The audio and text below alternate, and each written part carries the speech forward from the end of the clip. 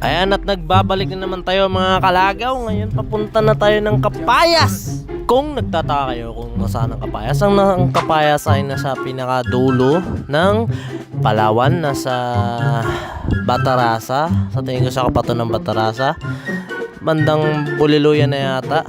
Ayan, kung nakikita nyo sa mapa, yan. Ang Kapayas Island ay nag-iisang isla sa gitna ng dagat.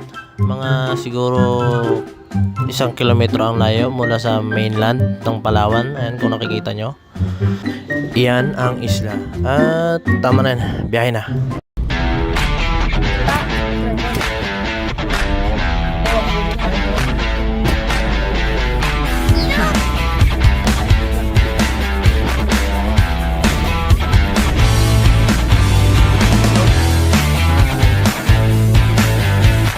Sa point na to, papunta na kami ng bangka para sumakay patungo ng isla.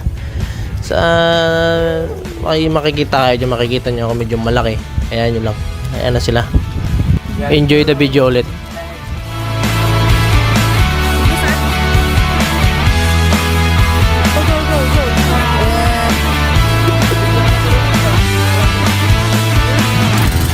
Sa point na to, kalagitnaan na kami ng dagat, papunta na kami ng isla. Ayan, kung nakikita nyo sa video, yan yung isla na napupuntahan natin. At ilang saglit lang ay lalapag na tayo sa buhangin ng isla na yan.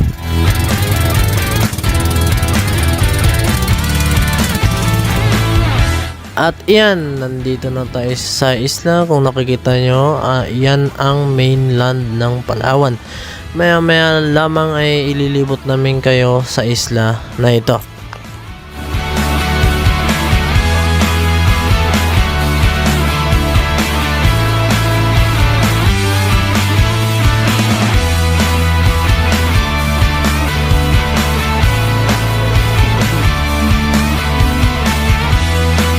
Sa isla na to ay hindi ka talaga maghihinayang kasi meron itong mga special features, sabihin na lang natin ganun. Meron itong magandang napakagandang sunset at sunrise naman sa umaga. Meron na rin itong mga cottages kung sakaling gusto nyo pumunta. At meron na rin itong mga lifeguard at mga guard. So hindi kayo mag-aalangan na pumunta kasi nga ang isla na to ay bantay sarado ng mga gwardya. Dahil nasa gitna nga tayo ng isla, pwede kayong magpa-utos or magpakasakali sa kanila na pabili ng mga kung ano nung kailangan yung bilhin. Patulad na lang ng tubig, pagkain. Magsabi lang kayo sa kanila, mababait yung mga gwardya ng isla. At yan na nga, enjoy na lang yung mga magagandang scenery na kinuha ng aking napakagandang kapatid. Enjoy the video ulit.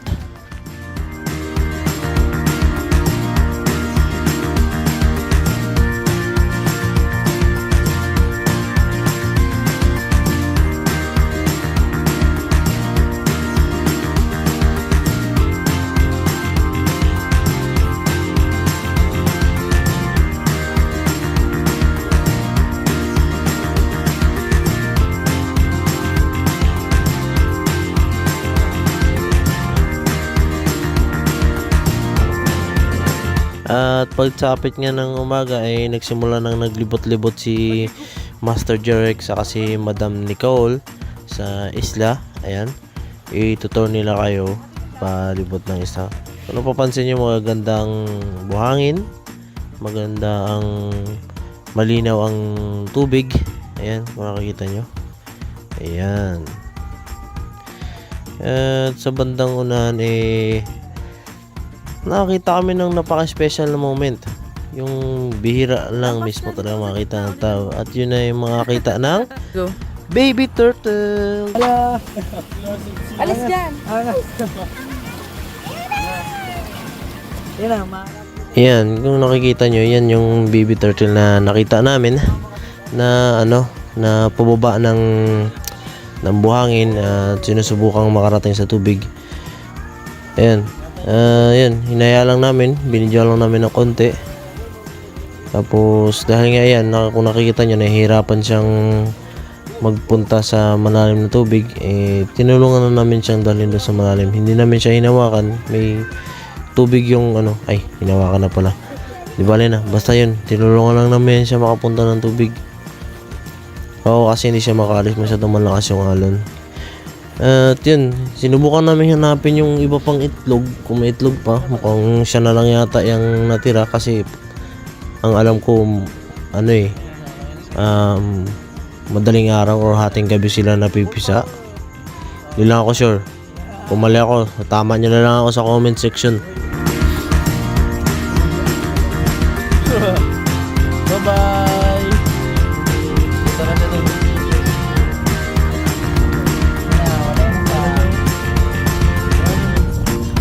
Ay, dapat pala.